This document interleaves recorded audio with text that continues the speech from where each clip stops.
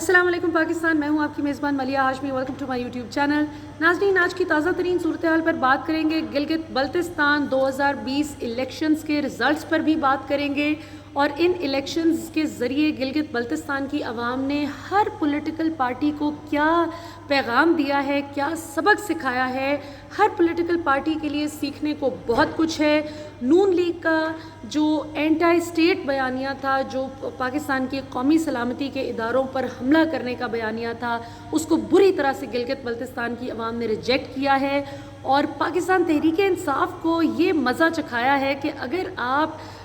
Ticket ان لوگوں کو دیں گے کہ جو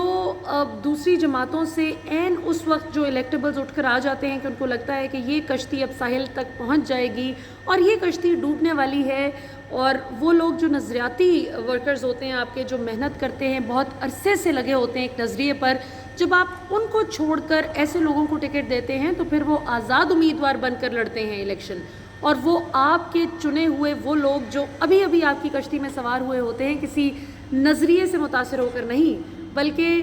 فتح کا لائکلیہوڈ دیکھتے ہوئے کہ یہ اس کا امکان زیادہ ہے جیتنے کا اس جماعت کا، تو اس میں شمولیت اختیار کر لی جائے. تو اس میں ہم نے دیکھا کہ انڈیپینڈنٹس بھی بڑی زبردست تعداد میں جیتے ہیں، اور فی الحال پاکستان تحریک انصاف نے سب سے زیادہ سیٹس حاصل کی ہیں، اور اس کے بعد کسی دوسری جماعت نے نہیں بلکہ انڈیپینڈنٹ کینڈیڈیٹس جیتتے ہوئے نظر آ رہے ہیں ہمیں. اور اس کے بعد پیپلز پارٹی، جیسے کہ میں نے آپ کو پہلے بھی بتایا تھا کہ بلاول نے اپنے کریئر کی سب سے بڑی پولیٹیکل کیمپین اگر کہیں کی ہے تو وہ گلگت بلتستان میں کی ہے، جس میں ان کو بہت کچھ سیکھنے کا بھی موقع ملا. پولیٹیکل میچورٹی بھی مجھے بلاول میں نسبتاً پہلی مرتبہ کچھ نظر آئی کہ جس میں انہوں نے بڑا زبردست فیصلہ کیا کہ وہ پاکستان کی قومی سلامتی کے اداروں پر حملے نہیں کریں گے نواز شریف صاحب کی طرح، ورنہ وہی حال ہوگا جو گلگت بلتستان کی عوام نے کل نواز شریف صاحب کے ساتھ کیا ہے. ایک تو یہ بھی بات ہے کہ 2015 سے لے کر اب تک انہی کی حکومت تھی اور کچھ پرفارم نہیں کر سکے. 2009 سے لے کر پہلے یہ جو اس سے پچھلے سال 5 سال تھے وہ پیپلز پارٹی کی حکومت رہی. تو یہ دونوں جماعتیں جب یہ کہتی تھیں کہ گلگت بلتستان کی عوام آپ کو کوئی حقوق نہیں ملے، یہ نااہل حکومت ہے، تو وہ بھی ان کی شکل دیکھتے تھے کہ بھائی پچھلے 10 سال سے تو آپ ہم پر حاکم ہیں، آپ حکمران رہے ہیں ہمارے، اور آپ نے یہ کام کرنے تھے جو آپ نے نہیں کیے. سو عمران خان کو لوگ چانس دینا چاہتے ہیں. اس میں جو سرویز وغیرہ بھی کروائے گئے، مختلف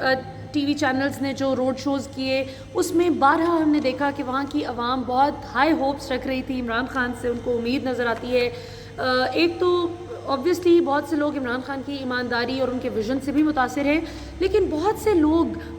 اس لیے بھی پی ٹی آئی کو ووٹ دینا انہوں نے مناسب سمجھا کہ پی ٹی آئی اس وقت سینٹر میں حکومت کر رہی ہے، اور سینٹر میں حکومت کرنے والی جماعت ہی ہمیشہ گلگت بلتستان کی تاریخ رہی ہے کہ وہاں پر بھی انہی کو ہی ووٹ پڑتا ہے جو سینٹر میں بیٹھے ہوتے ہیں. ریزن بھی کہ سارے ریسورسز آپ کے سینٹر کے پاس ہوتے ہیں، اور سینٹر کے ساتھ اگر آپ کی اچھی کولیبریشن ہو تو آپ کے علاقے کی بھی ڈیولپمنٹ سامنے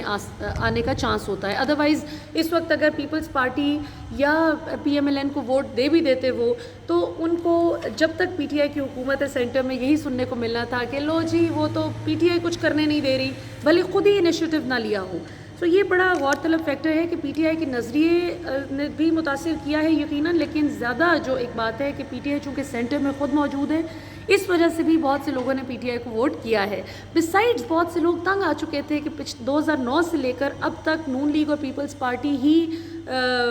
حکومت کرتی رہیں گلگت بلتستان میں اور کچھ نہ کر سکیں. اور میں تو دیکھ رہی ہوں کہ ابھی عمران خان خود کیمپین کرنے نہیں آئے، چونکہ آبویسلی وزیر اعظم ہیں. ویسے تو کسی بھی سٹنگ ایم این اے، کسی بھی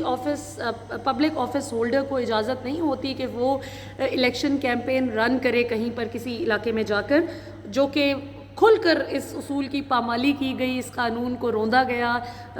سٹنگ گورنمنٹ کے وزراء کی جانب سے بھی اور اپوزیشن جماعتوں کے جانب سے بھی. بلاول خود بھی الیکٹڈ ایم این اے ہیں اور انہوں نے جو ہے کھل کر کیمپین کی. لیکن بہرحال اس پورے الیکشن کا جو حاصل وصول ہے وہ یہ ہے کہ نون لیگ کا بیانیہ ردی کی ٹوکری میں پھینک دیا ہے گلگت بلتستان کی عوام نے. جس طرح سے پاکستان کی قومی سلامتی کے اداروں پر حملہ آور ہوتے تھے اور مریم کو تو بلکہ بالکل بھی اس طرح سے انہوں نے ایکسیپٹ نہیں کیا ایز لیڈر. بتایا جا رہا ہے ڈفرینٹ سرویز ہوئے جس میں 5% سے بھی کم لوگوں نے کہا کہ مریم لیڈر ہے. غالباً 3% ایک سروے کا نتیجہ آیا اور کسی نے کہا کہ 2% نے کہا. سو بات وہی ہے, it's not about being a man اور اے وومن. یعنی عام طور پر ہوتا ہے نا کہ جب آپ جیت گئے تو آپ نے کہا کہ ہاں ٹھیک ہے ہم جیت گئے, اور جہاں ہار گئے تو کہا کہ یہ تو وومن کارڈ کھیلنا شروع کر دیا, جو بڑا اب نیا ٹرینڈ چل پڑا ہے. یہ بات نہیں ہے کہ وہ خاتون ہیں تو ان کو کسی نے لیڈر منتخب نہیں کیا. ہاں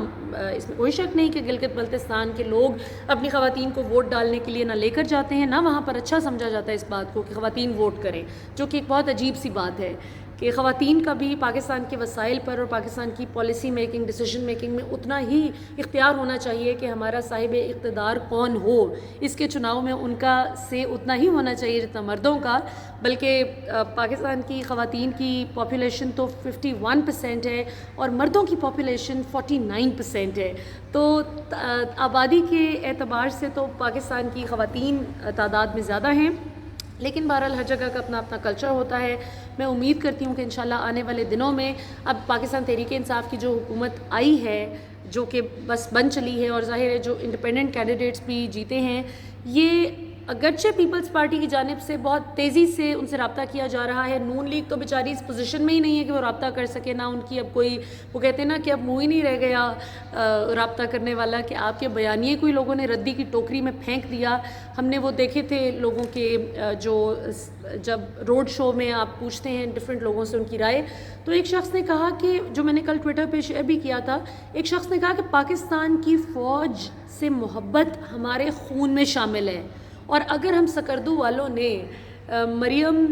کا استقبال کیا ہے تو یہ مت سمجھیں کہ ہم ان کے اور ان کے والد کے فوج مخالف اور ریاست مخالف بیانیے کے ساتھ کھڑے ہو گئے ہیں. ایسا سوچنے کی غلطی مت کیجیے گا. سو آبویسلی جب آپ اس طرح کی بات کرتے ہیں, 1 نومبر کو ہر سال وہ اپنا یوم آزادی مناتے ہیں, وہ بھارت کے چنگل سے آزاد ہو کر اتنے خوش ہیں, اللہ کا شکر ادا کرتے ہیں کہ آج ان پر وہ مظالم نہیں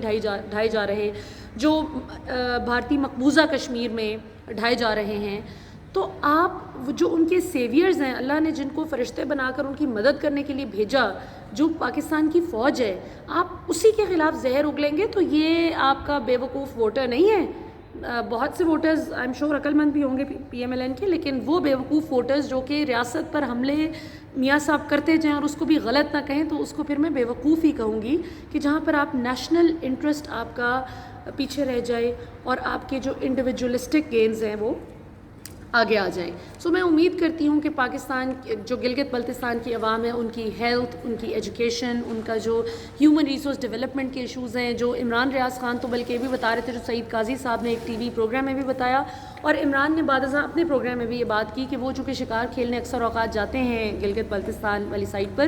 تو وہاں پر لوگوں کو دوائی لینے کے لیے بھی 9-10 گھنٹے کا سفر طے کرنا پڑتا ہے. 9 گھنٹے دور جا کر ان کو ایک چھوٹی موٹی دوائی بھی لینی پڑتی ہے. تو دیکھیں جہاں پر اس طرح کے برے حالات ہیں, ہمارے گھر کے, میرے تو گھر کے بالکل 1 منٹ کے فاصلے پر دوائی کی شاپ ہے, میڈیسن شاپ ہے. تو مجھے پھر بھی کبھی کبھی لگتا ہے کہ یار بالکل کوئی ایسا ہونا چاہیے کہ بالکل ہی ساتھ ہو, 1 منٹ کا بھی سفر نہ کرنا پڑے. تو آپ سوچیں کہ جن کے 9 گھنٹے کا سفر کرنا پڑتا ہے وہ کتنی اذیت میں زندگی گزارتے ہیں. سو نیشنل پولیٹکس کے ساتھ ساتھ جو لوکل مسائل ہیں گلگت بلتستان کی عوام کے, ان کو عمران خان میں ایک امید نظر آتی ہے کہ انشاءاللہ تعالیٰ وہ ان کے مسائل حل کریں گے. اور آخر میں ناظرین ہم بات کریں گے خادم رضوی صاحب نے ابھی جو ان کے لوگوں نے یہ پنڈی میں پورا احتجاج کیا ہے. دیکھیں احتجاج بہت اچھی بات ہے, آپ کریں. بیسیکلی ان کا موقف یہ ہے کہ فرینچ ایمبیسی کو بند ہونا چاہیے, جو فرانس کی ایمبیسی ہے پاکستان میں اس کو بند کریں, اور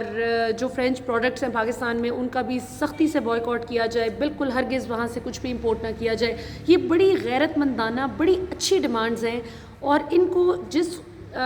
جتنے اچھے طریقے سے بیان کیا جائے اتنا ہی زیادہ ان کا اثر ہوگا. لیکن اگر آپ سڑکیں بلاک کر دیں گے, موبائل سروس, آپ کی موبائل فونز کی سروس تعطل کا شکار ہو جائے گی, اور اگر لوگوں کو تکلیف ہوگی, پریشانی ہوگی, تو یہ آپ کا جو مقصد ہے یہ ہائی جیک ہو جائے گا اور اس کو لوگ انوائنس کا شکار ہو جائے گی یہ پوری چیز نا. لوگ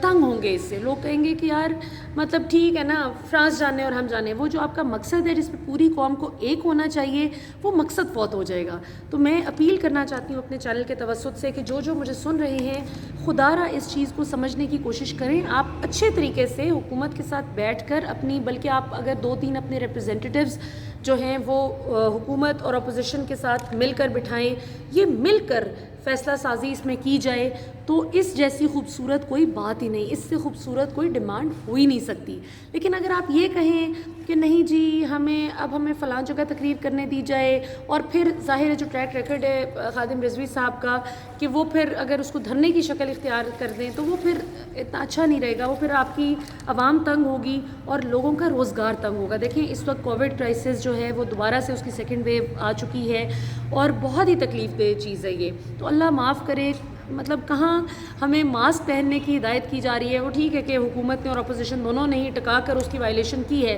لیکن اب ضروری تو نہیں کہ اگر ایک نے غلطی کر لی ہے سیاسی فرنٹ پر تو ہم نے ادھر بھی غلطی کرنی ہے. تو پلیز اپنے اس خوبصورت سی ڈیمانڈ جو آپ کا جو چارٹر ہے اس کو آپ اچھے طریقے سے پریزنٹ کریں اور اس طرح سے یرغمال نہ بنائیں ریاست کو. خدا را اس طرح سے بلاک نہ کریں سڑکیں, اس طرح سے شہریوں کو تنگ نہ کریں. دیکھیں اگر کسی کے بچے بھوک اور افلاس کا شکار ہو گئے, کسی کے باپ کو روزی کمانے کا موقع آپ کی سڑکیں بند کرنے کی وجہ سے نہ مل سکا, اور اسی طرح سے اگر خدا نخواستہ اللہ معاف کرے اللہ نہ کرے کئی دن تک یہ موبائل سروس اسی طرح سے تعطل کا شکار رہی, تو پھر یہ جو ہے